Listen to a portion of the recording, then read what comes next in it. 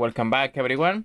For today's video, we continue with our speedrun. So I'm gonna play a game of 10 minutes and we're gonna focus on solid moves, no cheap tricks, nothing fancy, just to demonstrate that we can do that and still win games.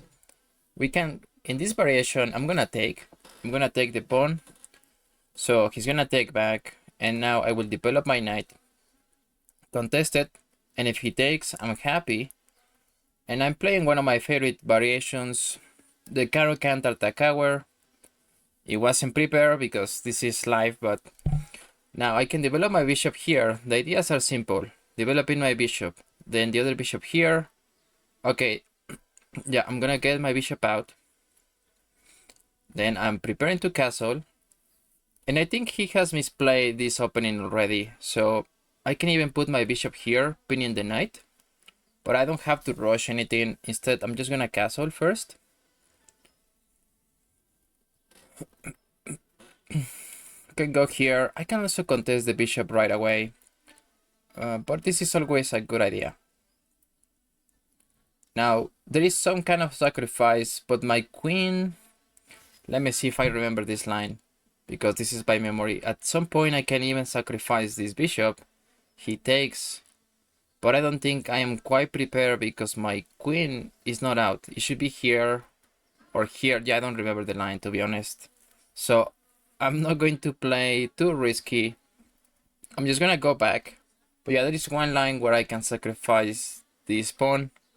You can check my video about it. I'm gonna put a link into it. You can sacrifice this bishop to open up the king. Yeah, I don't remember, to be honest. Yeah, see, this is a mistake because now he's weakening his king even further. So I think what I want to do is get my queen out. I'm gonna get my queen out, aiming at this pawn. So he's gonna push g4, and now he's weakening his pieces even more. This is also a mistake. Now we want to finish development. Rook to e8 is always a good idea. e8. Developing the knight is also good. So I think I want to remain flexible with this knight move. First, I'm gonna get my knight out.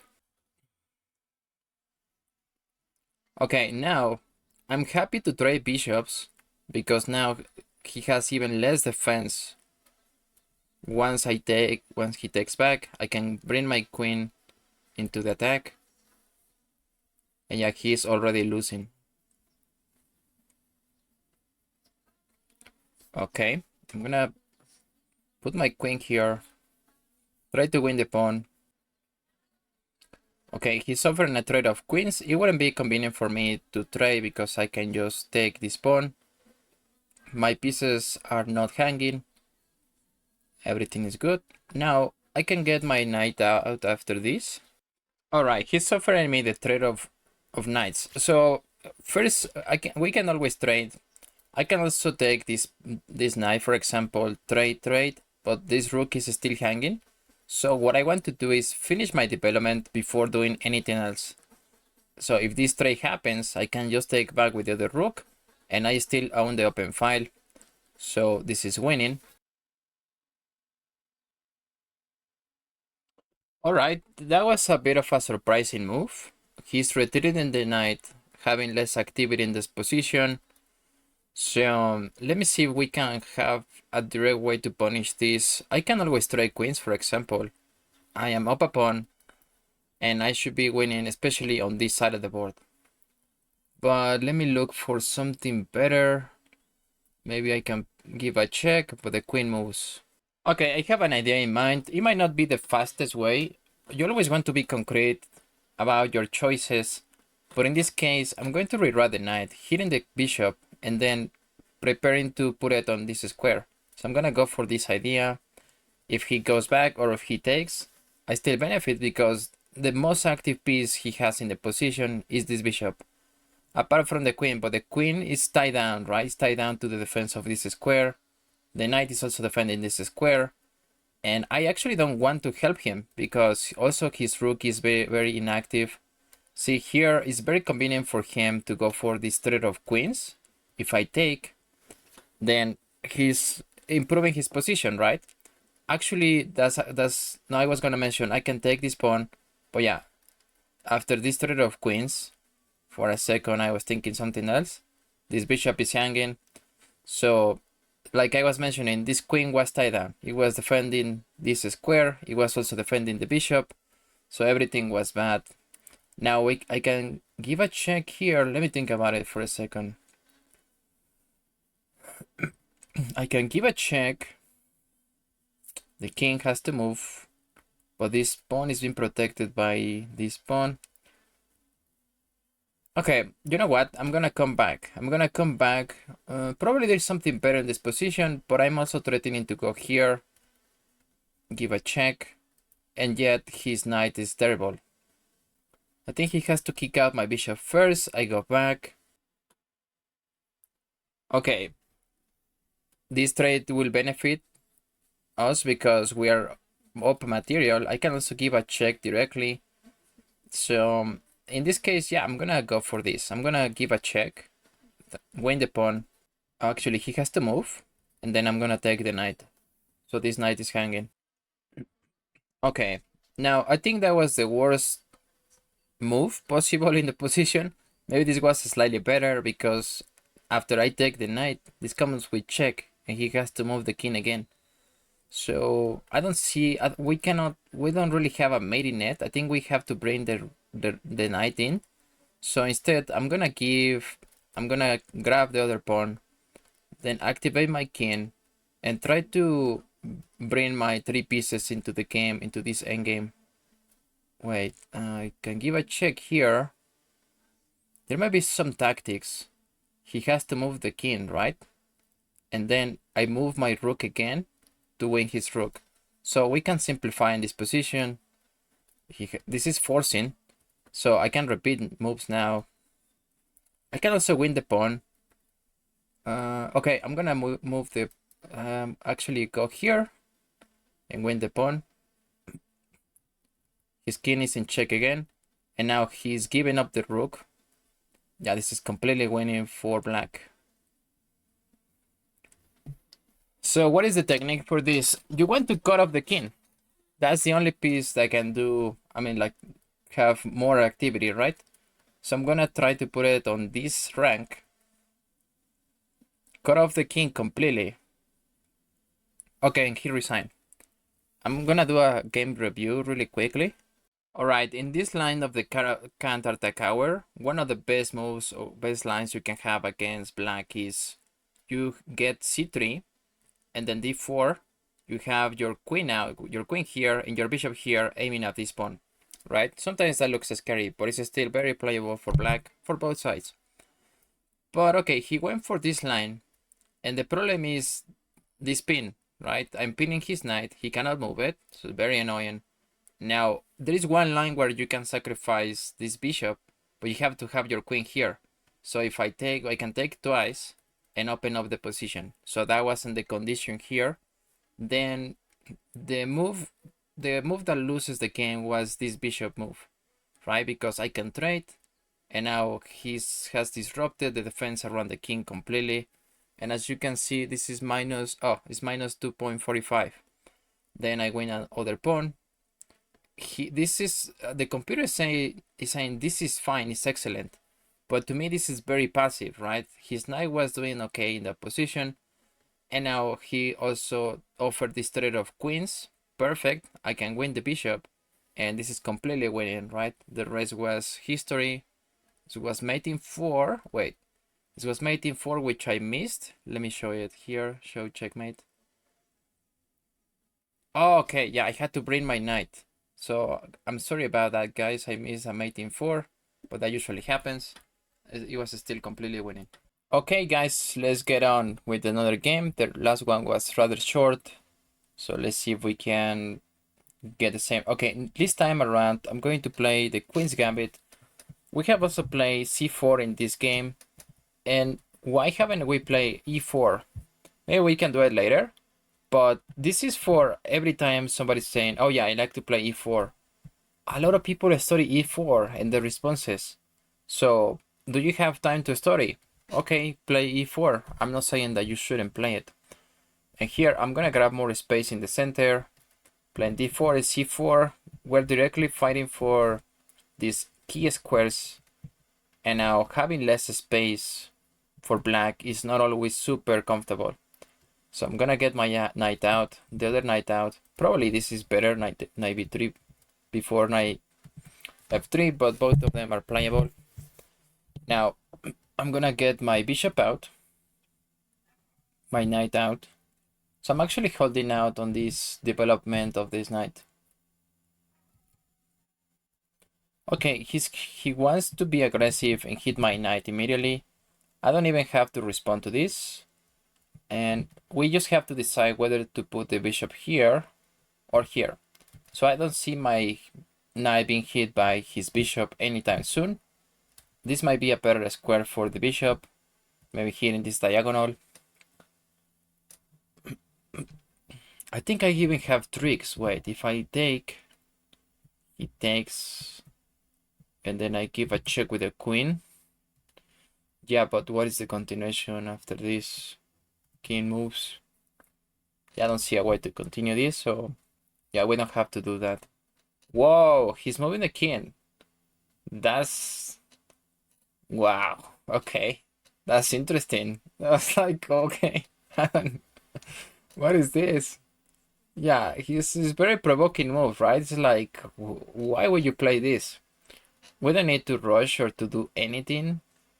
I actually want to develop this bishop.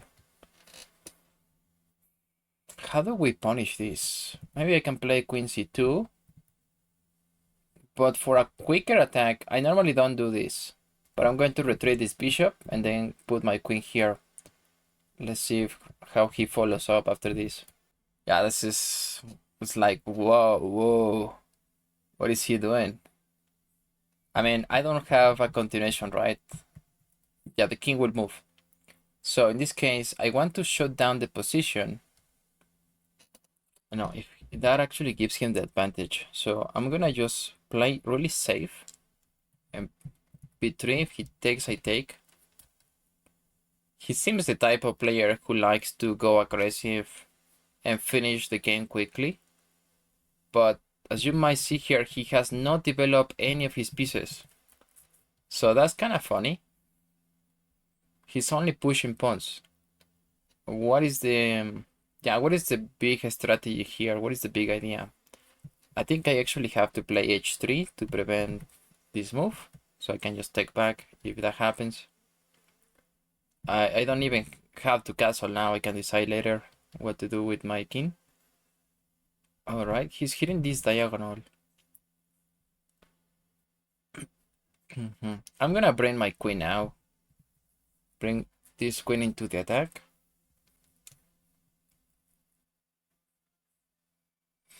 Okay, now he's keeping an eye with the rook. I don't have this attack yet.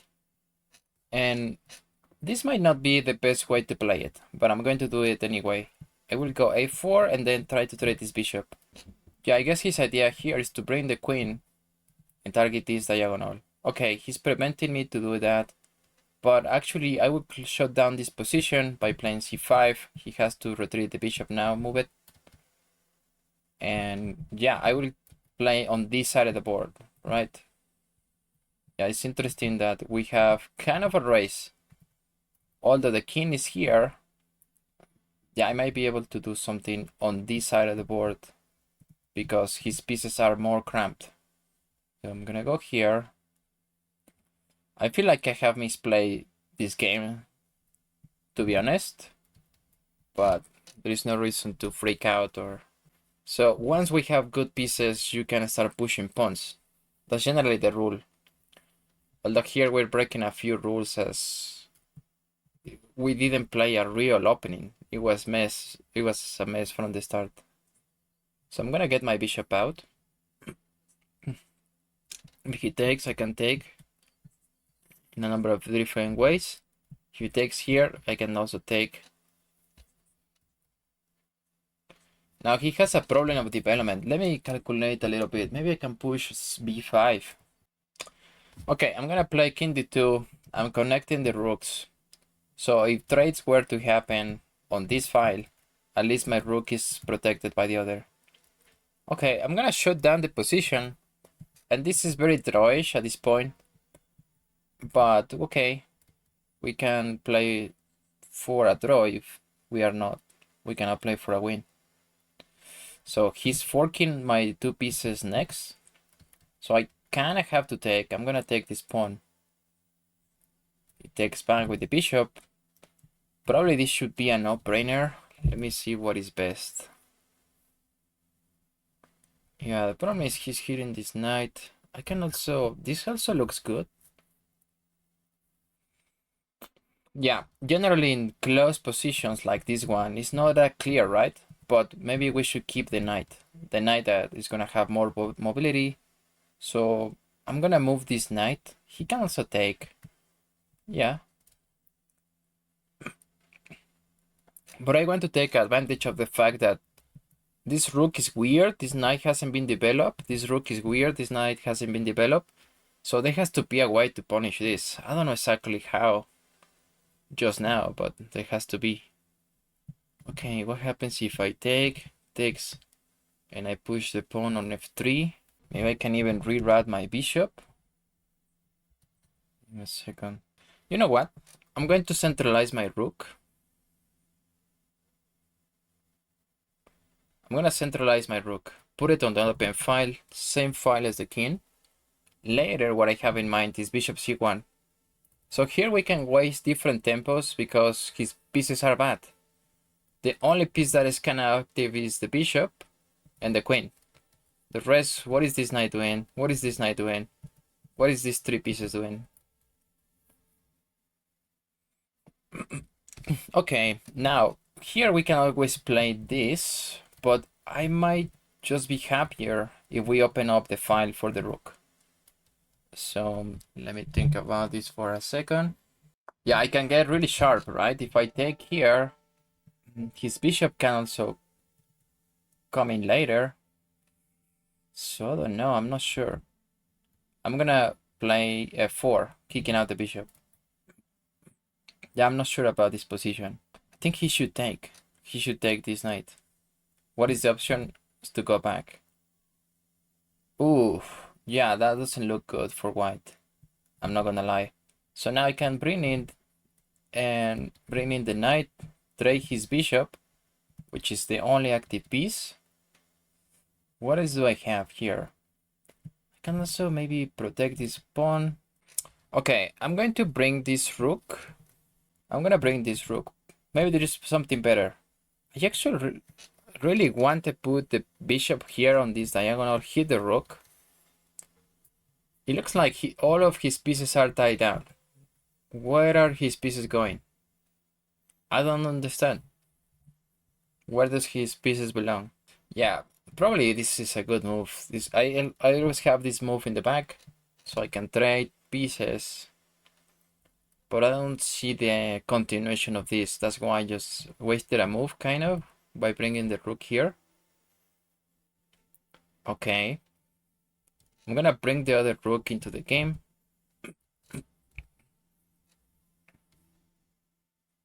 Now, he has done something I had been waiting him to do. So he has to develop the knight. Now this pawn is hanging. I can also put my knight here and hit these 2 pieces. So, I don't know, what would you do? Probably this one, right? Looks a little bit more concrete. I'm hitting his 2 pieces. He had to eventually develop the knight. And yeah, I don't know, it's debatable. Probably it was better to take this pawn right away. But yeah, we can look at that later on the computer. Okay, that's a small, that was actually just a blunder. I don't know why he did that. So maybe we can just take. I'm just gonna take here. He takes, I just take back. That just blunders the queen. And he doesn't even. Okay, he doesn't even take the knight. He just moves the rook. Okay, that's a good fight. I'm going to put my knight here. Give a check. I think he has to take back. He probably has to take. Yeah, this is the problem with not developing pieces. Sooner or later, the opponent is going to blunder. All right, let me see if I probably have some tactics here that I don't see immediately. Doesn't matter now. I'm going to hit this pawn, put the bishop on a better square, better diagonal. And again, where are your pieces going, black? Oh, I probably should have taken this pawn. Okay, now I can take. I can take here if he takes. This rook is hanging. Always look for the alignment of the pieces. Yeah, the same thing happened to him. He developed the knight, he blundered the fork. And this one, he developed his knight, and now he's blundering the rook. He has to take, right? If he doesn't take, okay, I can just take the rook. Okay, I just take the rook anyway, and I think I could have taken with the queen, but I was bragging. It's all good. At least this knight is protected. So now he's blundering another piece. I can fork the bishop and the king. And yeah, this is completely lost. There's no salvation for this position. As you can see, we have, it's not here, but 17 points of advantage. Yeah, this is too much. He should probably resign any second now. He might abandon the game. Yeah, okay. He abandoned the game. Just resign, but okay. Some people do that. Let's do the game review. Okay, all right, a game review. So at different points, the position is asking me to play e4, which I didn't see. And then in this move where we were considering, oh, where do I put my knight? Whether I take this bishop or I put it here, none of those moves are good. I missed this tactic. Here, he has to take, the queen is hanging, but now I can give a check, and if he offers the threat of queens, this rook is hanging, right? So I didn't see that at all. Okay, that usually happens when you have good pieces and the opponent doesn't. There might be tactics there that I completely missed. But okay, now what I wanted to play, what I play actually was this, forking these two pieces. This one is better. Sorry, this one is definitely better. But the position is saying again, okay, no, you have to play e5. So that is the best move in the position, right? Because if he takes, I take, and this queen now is hanging. So I completely missed that. I didn't see that. But okay, the game continue. We still have the advantage. And yeah, it was completely winning. Black resign.